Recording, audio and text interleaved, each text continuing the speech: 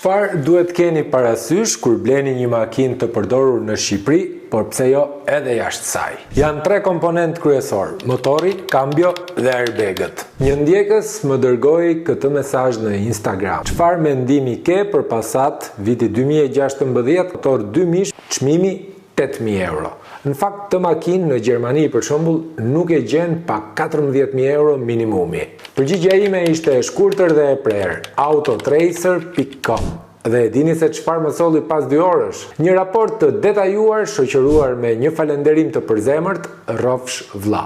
Makina kilometrat i kishte të vetat, nuk ishte punuar taksi dhe nuk ishte raportuar si e vjedhur, por ishte aksidentuar dhe nuk kishte mbetur airbag pa u hapur. Problemi më i madh është tek pyetja: a i kanë zëvendësuar airbagët? Kjo mbetet për tu parë, por blerësi hoqi dorë nga kjo makinë edhe pse ishte super okazion. Ndaj, mos bli makinë pa kontrollu historinë në Autotracer by Girafa, sepse 25 euro që kushton raporti vlen më shumë se 8.000 euro që kushton makina.